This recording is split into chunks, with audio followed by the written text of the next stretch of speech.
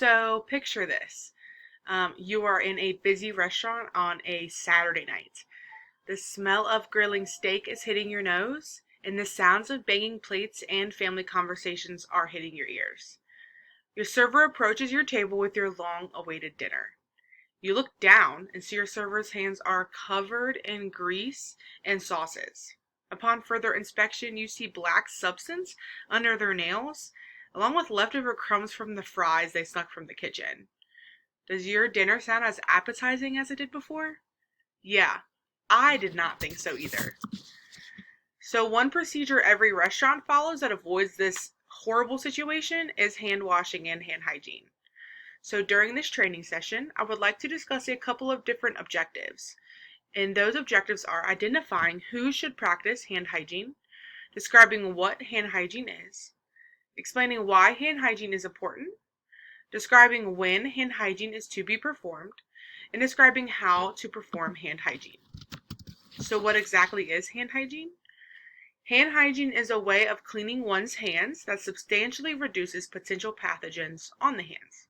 So viruses, bacteria, and parasites are commonly transmitted to food by a way of improper hand washing. Approximately 97% of foodborne illness in the United States can be attributed to improper food handling and practices. The CDC estimates that 48 million people get sick, 128,000 are hospitalized, and 3,000 deaths per year can be attributed to foodborne illnesses. So a little bit of history about hand hygiene. Ignaz Semmelweis was a Hungarian doctor working in Vienna General Hospital, and he is known as the father of hand hygiene. So in 1846, he noticed that the women giving birth in the medical student / doctor-run maternity ward in his hospital were much more likely to develop a fever and die compared to the women giving birth in the adjacent midwife-run maternity ward. After further investigation, he noticed that doctors and medical students often visited the maternity ward directly after performing an autopsy, in which they had cadaverous particles on their hands. Midwives did not perform autopsies and therefore did not pass along those particles. Semmelweis was the first to introduce procedures and regulations for hand washing. He introduced doctors to wash their hands in a chlorine and lime solution. The rate of death dropped dramatically, but some doctors were still skeptical. Due to this, hand hygiene procedures were slow to be accepted. So the purpose of hand washing, when done correctly, is that it's the single most effective way to prevent the spread of communicable diseases. So proper hand hygiene requires 3 components: a proper protocol, which is step-by-step instructions on how to wash your hands, an appropriate hand washing or cleaning agent, and compliance, which is the execution of at frequent enough intervals to prevent infection. So just some facts about hand hygiene. 80% of communicable diseases are transferred by touch. So touch refers primarily to the touching of food, or the touching of one's mouth, eyes, or nose. Touching food with contaminated hands spreads foodborne illnesses like Salmonella, E. coli, staph, and diarrheal infection. The most critical times for hand washing are before preparing foods and after going to the bathroom. Only 20% of people wash their hands before preparing food.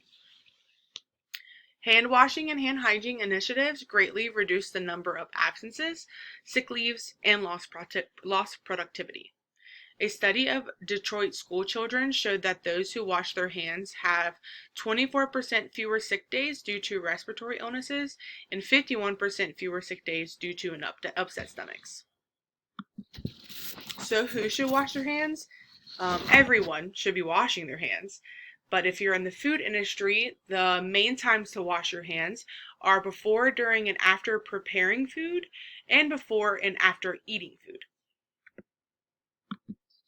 So here is a brief video demonstration where I will walk you through the step-by-step ways to wash your hands.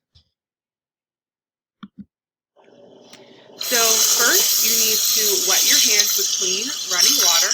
It could be warm or cold. Turn off the tap and apply the soap. Washing hands with soap and water is the best way to get rid of germs in most situations. If soap and water are not readily available, you can use an alcohol-based hand sanitizer that contains at least 60% alcohol. Next, you should be lathering your hands while rubbing them together with soap.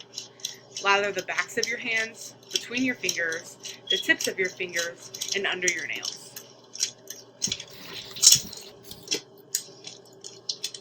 You should be scrubbing your hands for at least 20 seconds. Do you need a timer?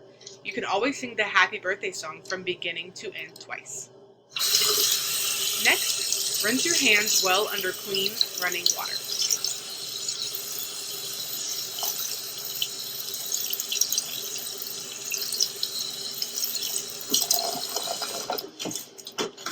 Lastly, dry your hands using a clean towel.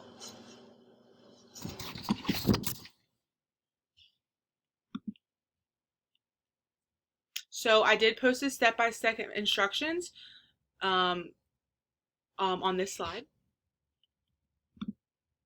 And then I did list additional sources and the references that I used to generate this information.